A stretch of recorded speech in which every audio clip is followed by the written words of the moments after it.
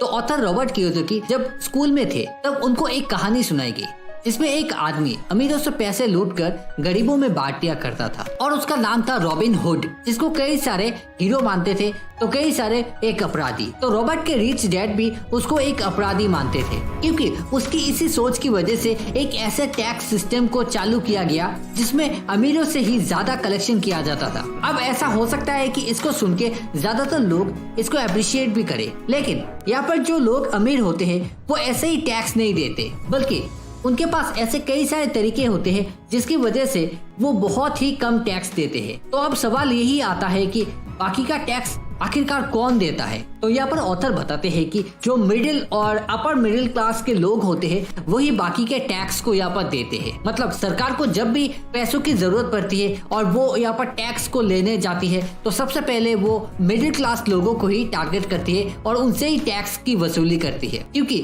अमीर लोग यहाँ पर कई सारे लूप होल्स निकाल लेते हैं और उनको बहुत ही कम टैक्स देना होता है। और इसी की वजह से जो अपर मिडिल क्लास लोग होते हैं उनके पास बहुत ही कम पैसे बचते हैं अपने बाकी के काम करने के लिए, जिसकी वजह से उनको ना चाहते हुए भी बहुत सारे लोन्स लेने पड़ते हैं अपने बाकी के चीजों के लिए। फिर उनको ईएमआई पे उनको पे करना होता है, जिसकी वजह से उनको बहुत ज्यादा और काम करना होता है ताकि वो इन लोन की किश्तों को चुका पाए, और इसकी वजह से वो ऑटोमेटिकली एक रैट रेस में फंस जाते हैं। और इस बात को ऑथर ने अपने एक्सपीरियंस की मदद से ही बताया है कि जब वो अपने 20s में थे तब वो मेरीन कॉर्प्स और उसके साथ साथ यहाँ पर जेरोक्स कंपनी के लिए काम करते थे। तो वहाँ पर काम करने के दौरान उनकी सैलरी भी काफी ज्यादा हुआ करती थी, जिसकी वजह से उनको बहुत ज्यादा टैक्स भी देना पड़ता था।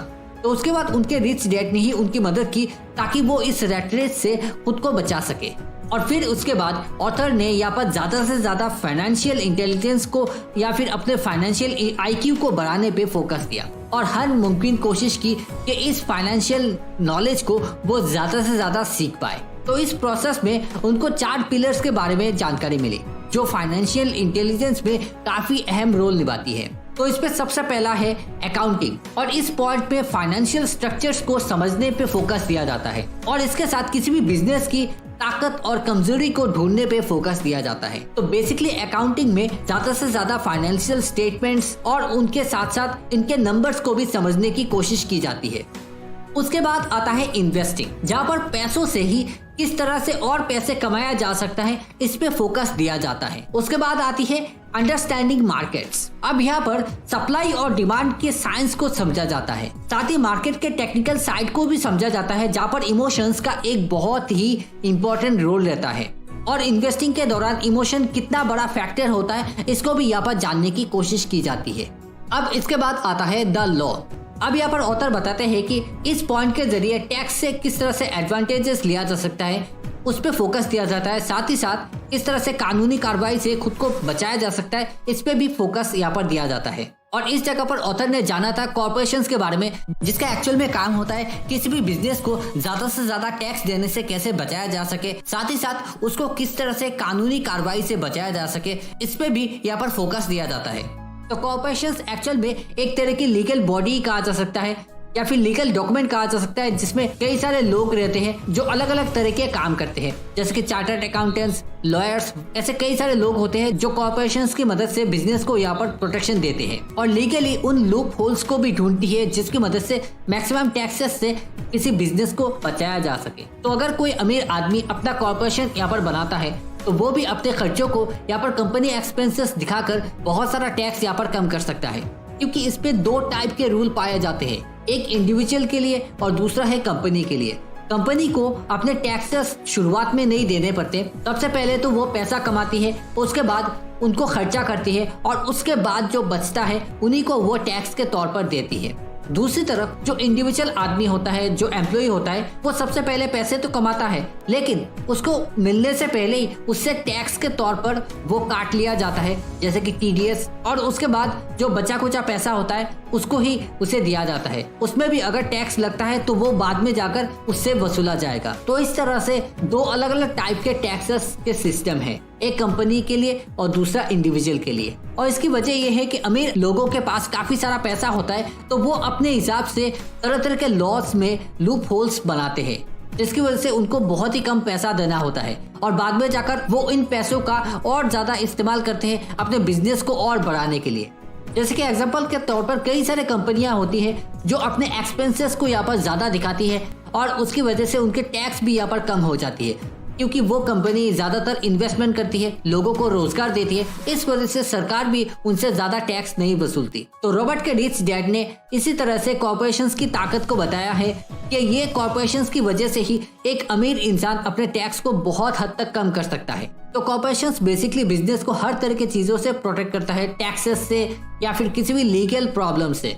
तो दोस्तों इस पॉइंट यानी इस बुक का लेसन नंबर 4, इसमें से हमने जाना कि अमीर लोग किस तरह से और अमीर बनते हैं अपने टैक्सेस को कम करके। इसके साथ आगे यहाँ पर जानेंगे कि एक्चुअल में पैसे कमाने का तरीका क्या होता है अमीर लोगों के पास, जिसकी वजह से वो और ज़्यादा अमीर बनते जाते हैं, मतलब और ज़्यादा पैसे कमाते जाते हैं, और कैसे सीखते रहने से आप भी अपने आप को ग्रो कर सकते हो और एक अमीर इंसान भी बन सकते हो। इसके अलावा इस बुक में से पहले के 3 पॉइंट्स के बारे में भी इस वीडियो में हमने डिस्कस किया था, जहाँ पर से शुरुआत के 3 लेसन्स के बारे में हमने जाना था।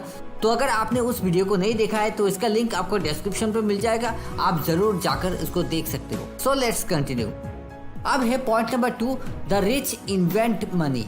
यहाँ पर ऑथर कहते हैं कि वो लोग ही दुनिया में बहुत ज़्यादा सक्सेस अचीव करते हैं जो काफ़ी ज़्यादा बोल्ड होते, वो ज़्यादा सीख कर उनके ऊपर एक्शन लेते हैं। लेकिन इसी जगह पर ऐसे भी कई सारे लोग रहते हैं जो अपने पुराने आइडियाज़ पे ही काम करते रहते हैं और वो आखिरकार गरीब के गरीब ही रह जाते हैं। और इसी वजह से ऑथर यहाँ पर बताते हैं कि ये पुराने आइडियाज़ एक तरह की लाइबिलिटी होती है जो आपको यहाँ पर उस समय में सक्सेस दिलाती थी, लेकिन ये आजकल के टाइम में किसी भी तरह के काम के नहीं है। और इसी वजह से जो एक्चुअल में अमीर लोग होते हैं वो ज़्यादा से ज़्यादा सीखते हैं और उसके बाद उसको अप्लाई करके कैलकुलेटेड रिस्क भी लेते हैं। अब यहाँ पर कैलकुलेटेड रिस्क कहने का क्या मतलब है, तो ये उन तरह के रिस्क को कहा जाता है जहाँ पर आप बहुत ही सोच समझकर कुछ डिसीजन लेते हो। तो अगर कोई बिजनेस पे आप यहाँ पर रिस्क लेते हो और वो बिजनेस यहाँ पर नहीं चलता या फिर डूब जाता है तो उससे आपका उतना नुकसान नहीं होगा, आप सिचुएशंस को यहाँ पर अच्छे से संभाल भी सकते हो। तो बेसिकली इस पॉइंट पे ऑथर यहाँ पर सीखने पे फोकस देने को कहते हैं, क्योंकि आपका माइंड यहाँ पर बहुत ज़्यादा ताकतवर है और इसी के थ्रू आप बहुत सारी नई नई चीज़ों को कर सकते हो। अब है point number 3, work to learn, don't work for money. अब दोस्तों इस पॉइंट में भी ऑथर सीखने पे ज़्यादा फोकस देने को कहते हैं, क्योंकि जो सक्सेसफुल लोग होते हैं वो ज़्यादा सीखते रहते हैं। जैसे कि बिल गेट्स, वॉरेन बफेट, अगर इनको देखा जाए तो वो हर दिन 5 घंटे से भी ज़्यादा पढ़ाई करते हैं। वो अलग अलग तरह के बुक्स को पढ़ते हैं जिसकी वजह से उनकी नॉलेज यहाँ पर लगातार बढ़ती रहती है। यहाँ तक कि ऑथर ने भी यहाँ पर कई सारे स्किल्स को सीखे थे जब वो अलग अलग कंपनीज पे काम कर रहे थे।